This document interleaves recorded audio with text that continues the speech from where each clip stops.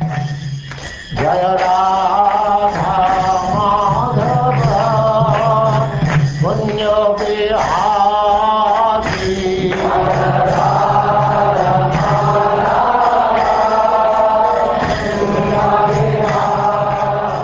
And now Chapter 7. What Prahlada learned in the womb.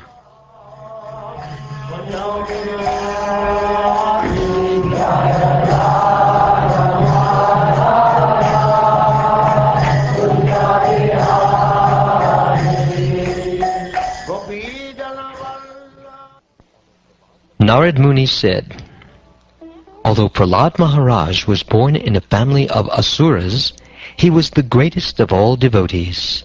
Having thus been questioned by his class friends, the sons of the asuras, he remembered the words spoken to him by me and replied to his friends as follows.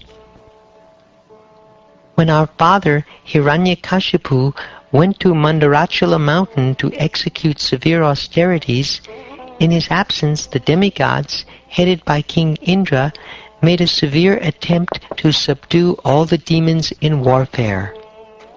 He said, alas, as a serpent is eaten by small ants, so the troublesome Hiranyakashipu, who always inflicted miseries upon all types of people, has now been defeated by the reactions of his own sinful activities. Saying this, the demigods, headed by King Indra, arranged to fight the demons. When the great leaders of the demons, who were being killed one after another, saw the unprecedented exertion of the demigods in fighting, they began to flee, scattering themselves in all directions. Simply to protect their lives, they hastily fled from their homes, wives, children, animals, and household paraphernalia. Paying no heed to all these, the demons simply fled. The victorious demigods plundered the palace of Hiranyakashipu, the king of the demons, and destroyed everything within it. Then Indra, king of heaven, arrested my mother, the queen. As she was being led away, crying in fear like a kurari captured by a vulture, the great sage Narad, who at that time had no engagement, appeared on the scene and saw her in that condition. Narad Muni said, O Indra, king of the demigods, this woman is certainly sinless. You should not drag her off in this merciless way. O greatly fortunate one, this chaste woman is the wife of another. You must immediately release her. King Indra said, in the womb of this woman, the wife of the demon Hiranyakashipu, is the seed of that great demon. Therefore, let her remain in our custody until her child is delivered, and then we shall release her. Narad Muni replied, the child within is faultless and sinless. Indeed, he is a great devotee, a powerful servant of the Supreme Personality of Godhead. Therefore, you will not be able to kill him. When the great saint Narad Muni had thus spoken, King Indra, being respectful to Narad's words, immediately released my mother. Because of my being a devotee of the Lord, all the demigods circumambulated her.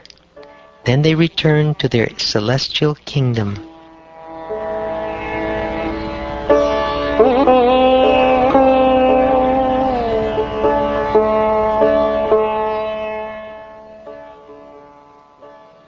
The great saint Narad Muni brought my mother to his ashram and assured her of all protection, saying, my dear child, please remain at my ashram until the arrival of your husband. After accepting the instructions of Devarshi Narad, my mother stayed in his care without fear from any direction, as long as my father, the king of the Daityas, had not become free from his severe austerities.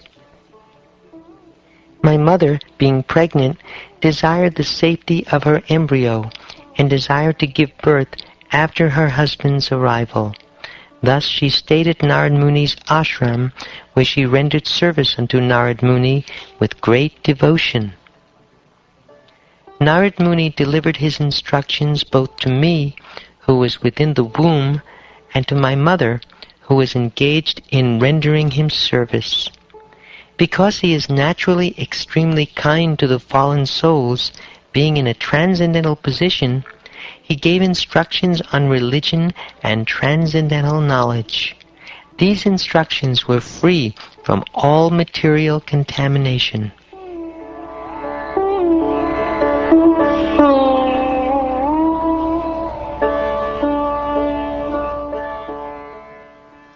Because of the long duration of time that has passed, and because of her being a woman and therefore less intelligent, my mother has forgotten all those instructions. But the great sage Narad blessed me, and therefore I could not forget them. My dear friends, if you can place your faith in my words, simply by that faith you can also understand transcendental knowledge, just like me, although you are small children. Similarly, a woman can also understand transcendental knowledge and know what is spirit and what is matter. Just as the fruits and flowers of a tree in due course of time undergo 6 changes, birth, existence, growth, transformation, dwindling, and then death, the material body, which is obtained by the spirit soul under different circumstances, undergoes similar changes. However, there are no such changes for the spirit soul. Atma refers to the Supreme Lord or the living entities. Both of them are spiritual, free from birth and death, free from deterioration, and free from material contamination. They are individual, and they are knowers of the external body, and they are the foundation or shelter of everything. They are free from material change. They are self-illuminated. They are the cause of all causes, and they are all-pervading. They have nothing to do with the material body, and therefore they are always uncovered. With these transcendental qualities, one who is actually learned must give up the illusory conception of life in which one thinks, I am this material body, and everything in relationship with this body is mine. An expert geologist can understand where there is gold, and by various processes can extract it from the gold ore. Similarly, a spiritually advanced person can understand how the spiritual particle exists within the body, and thus by cultivating spiritual knowledge, he can attain perfection in spiritual life. However, as one who is not expert cannot understand where there is gold, a foolish person who has not cultivated spiritual knowledge understand how the spirit exists within the body. The Lord's 8 separated material energies, the 3 modes of material nature, and the 16 transformations, such as the 11 senses and the 5 gross material elements like earth and water, within all these, the one spiritual soul exists as the observer. Therefore, all the great acharyas have concluded that the individual soul is conditioned by these material elements. There are 2 kinds of bodies for every individual soul: a gross body made of 5 gross elements, and a subtle body made of 3 subtle elements. Within these bodies, however, is the spirit soul. One must find the soul by analysis, saying, this is not it, this is not it. Thus one must separate spirit from matter. Sober and expert persons should search for the spirit soul with minds purified through analytical study in terms of the soul's connection with and distinction from all things that undergo creation, maintenance, and destruction. Intelligence can be perceived in 3 states of activity: wakefulness, dreaming, and deep sleep. The person who perceives these three is to be considered the original master, the ruler, the Supreme Personality of Godhead. As one can understand the presence of the air by the aromas it carries, so under the guidance of the Supreme Personality of Godhead, one can understand the living soul by these three divisions of intelligence. These three divisions, however, are not the soul. They are constituted of the three modes and are born of activities. Through polluted intelligence, one is subjected to the modes of nature, and thus one is conditioned by material existence. Like a dreaming state in which one falsely suffers, material existence, which is due to ignorance, must be considered unwanted and temporary.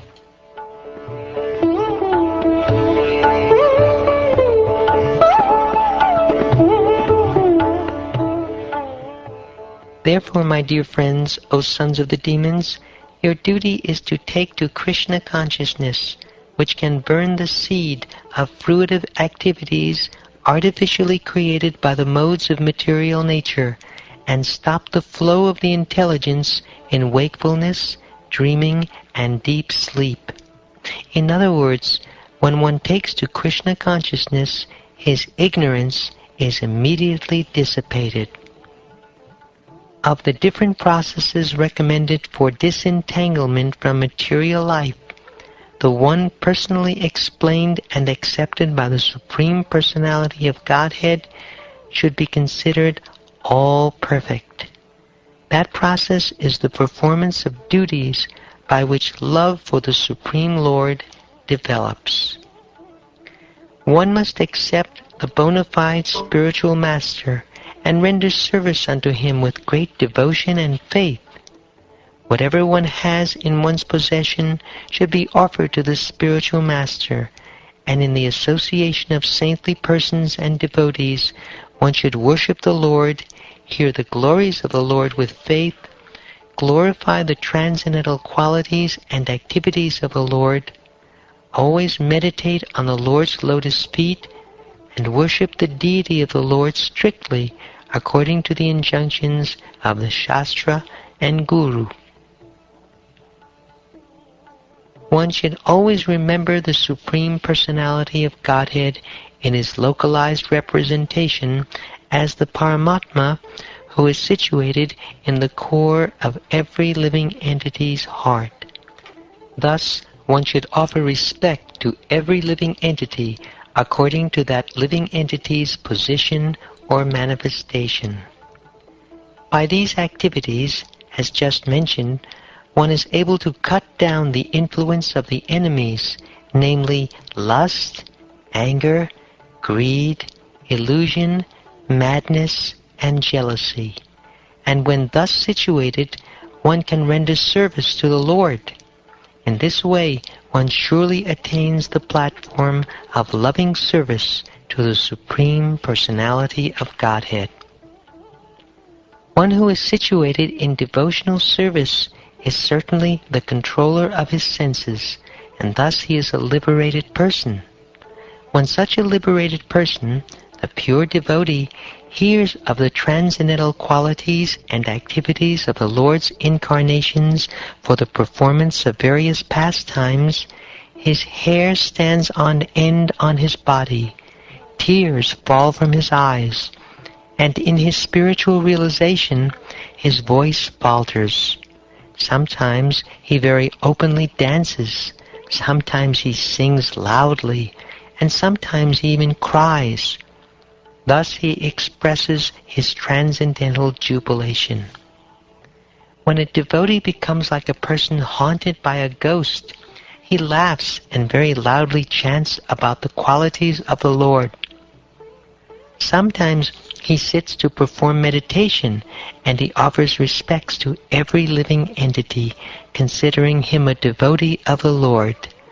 constantly breathing very heavily, he becomes careless of social etiquette and loudly chants like a madman, Hare Krishna, Hare Krishna, O my Lord, O Master of the universe. The devotee is then freed from all material contamination, because he constantly thinks of the Lord's pastimes, and because his mind and body have been converted to spiritual qualities.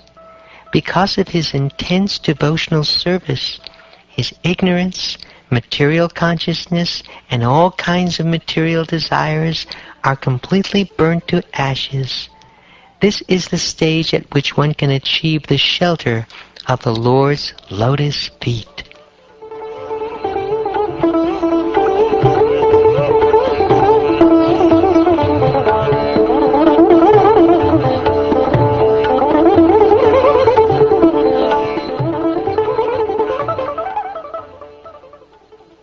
The real problem of life is the repetition of birth and death, which is like a wheel rolling repeatedly up and down.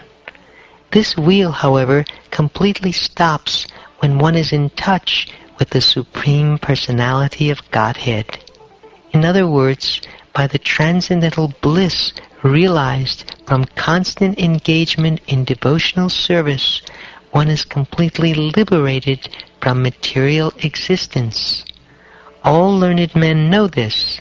Therefore, my dear friends, O sons of the Asuras, immediately begin meditating upon and worshipping the Supersoul within everyone's heart.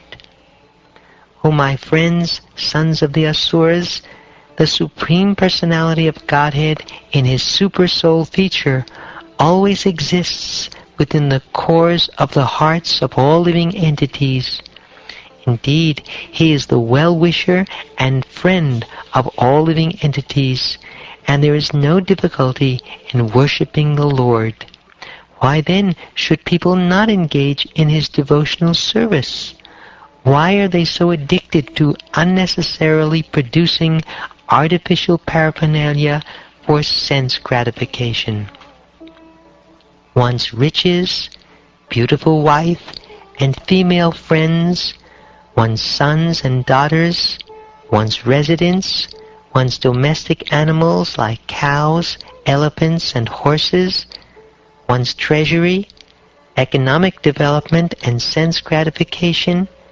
Indeed, even the lifetime in which one can enjoy all these material opulences are certainly temporary and flickering. Since the opportunity of human life is temporary, what benefit can these material opulences give to a sensible man who has understood himself to be eternal? It is learned from Vedic literature that by performing great sacrifices, one may elevate himself to the heavenly planets. However, although life on the heavenly planets is hundreds and thousands of times more comfortable than life on earth, the heavenly planets are not pure or free from the taint of material existence. The heavenly planets are also temporary, and therefore they are not the goal of life. The Supreme Personality of Godhead, however, has never been seen or heard to possess inebriety. Consequently, for your own benefit and self-realization, you must worship the Lord with great devotion as described in the revealed scriptures. A materialistic person, thinking himself very advanced in intelligence, continually acts for economic development. But again and again, as enunciated in the Vedas, he is frustrated by material activities, either in this life or in the next. Indeed, the results one obtains are inevitably the opposite of those one desires. In this material world, every materialist desires to achieve happiness and diminish his distress, and therefore he acts accordingly. Actually, however, one is happy as long as one does not endeavor for happiness. As soon as one begins his activities for happiness, his conditions of distress begin. A living entity desires comfort for his body and makes many plans for this purpose, but actually the body is the property of others. Indeed, the perishable body embraces the living entity and then leaves him aside. Since the body itself is ultimately meant to become stool or earth, what is the meaning of the paraphernalia related to the body, such as wives, residences, wealth, children, relatives, servants, friends, kingdoms, treasuries, animals, and ministers? They are also temporary. What more can be said about this? All this paraphernalia is very near and dear as long as the body exists, but as soon as the body is destroyed, all things related to the body are also finished. Therefore, actually, one has nothing to do with them, but because of ignorance, one accepts them as valuable. Compared to the ocean of eternal happiness, they are most insignificant. What is the use of such insignificant relationships for the eternal living being?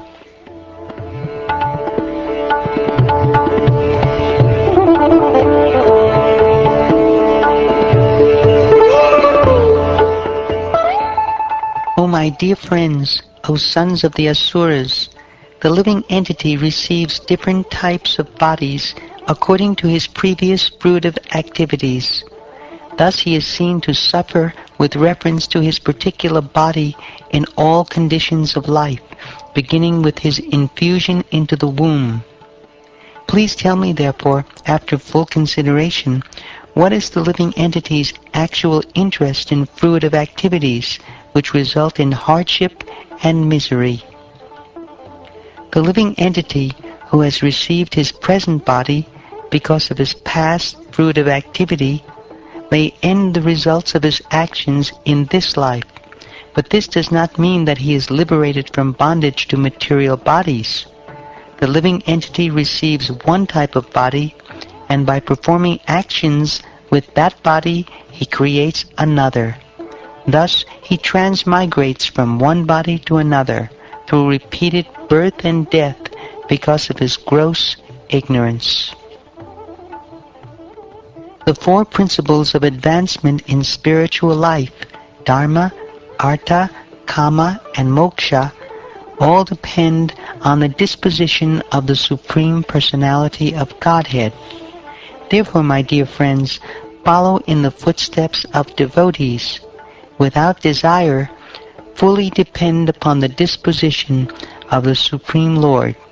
Worship Him, the Supersoul, in devotional service. The Supreme Personality of Godhead, Hari, is the soul and the supersoul of all living entities. Every living entity is a manifestation of his energy in terms of the living soul and the material body. Therefore, the Lord is the most dear, and He is the supreme controller. If a demigod, demon, human being, yaksha, Gandharva, or anyone within this universe renders service to the lotus feet of Mukunda, who can deliver liberation, he is actually situated in the most auspicious condition of life, exactly like us, the Mahajans. My dear friends, O sons of the demons, you cannot please the Supreme Personality of Godhead by becoming perfect Brahmins, demigods, or great saints, or by becoming perfectly good in etiquette or vast learning. None of these qualifications can awaken the pleasure of the Lord, nor by charity, austerity, sacrifice, cleanliness, or vows can one satisfy the Lord. The Lord is pleased only if one has unflinching, unalloyed devotion to Him. Without sincere devotional service, everything is simply a show. My dear friends, O sons of the demons, in the same favorable way that one sees himself and takes care of himself, take to devotional service to satisfy the Supreme Personality of Godhead, who is present everywhere as the Supersoul of all living entities. O my friends, O sons of demons, everyone, including you, the unintelligent women, Shudras, and cowherd men, the birds, the lower animals, and the sinful living entities, can revive his original, eternal spiritual life and exist forever simply by accepting the principles of Bhakti Yoga.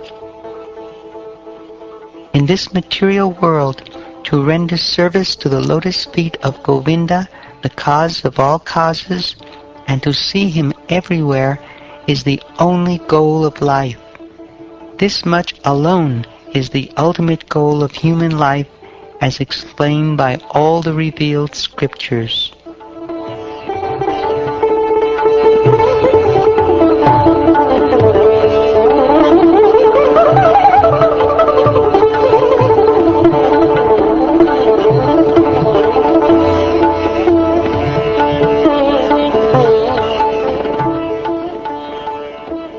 Thus ends the 7th chapter of the 7th canto of the Śrīmad-Bhāgavatam, entitled What Prahlada Learned in the Womb. Prahlada Maharaj was born in a family of Asuras. He was the greatest of all devotees. Having thus been questioned by his class friends, the sons of the Asuras, he remembered the words spoken to him by me and replied to his friends as follows. When our father Hiranyakashipu went to Mandarachala mountain to execute severe austerities, in his absence the demigods, headed by King Indra, made a severe attempt to subdue all the demons in warfare. He said, Alas, as a serpent is eaten by small ants, so the troublesome Hiranyakashipu, who owed the demons, simply fled. The victorious demigods plundered the palace of Hiranyakashipu, the king of the demons, and destroyed everything within it. Then Indra, king of heaven, arrested my mother, the queen. As she was being led away, crying in fear like a kurari captured by a vulture, the great sage Narad, who at that time had no engagement, appeared on the scene and saw her in that condition. Narad Muni said, O Indra, king of the demigods, this woman is certainly sinless. You should not drag her off in this merciless way. O greatly fortunate one, this chaste woman is the wife of another. You must immediately release her. King Indra said, In the womb of this woman, the wife of the demon Hiranyakashipu, is the seed of that great demon. Therefore, let her remain in our custody until her child is delivered, and then we shall release her. Narad Muni replied, The child within is faultless and sinless. Indeed, he is a great devotee, a powerful servant of the Supreme Personality of Godhead. Therefore, you will not be able to kill him. Always inflicted miseries upon all types of people, has now been defeated by the reactions of his own sinful activities. Saying this, the demigods, headed by King Indra, arranged to fight the demons. When the great leaders of the demons, who were being killed one after another, saw the unprecedented exertion of the demigods in fighting, they began to flee, scattering themselves in all directions. Simply to protect their lives, they hastily fled from their homes, wives, children, animals, and household paraphernalia. Paying no heed to all these, Jaya Radha Madhava Punya Bihari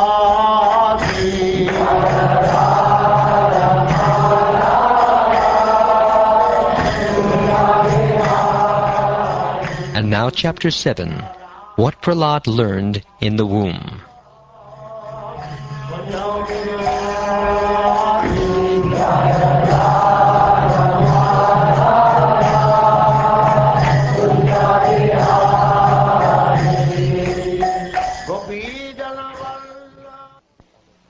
Narad Muni said, although Prahlada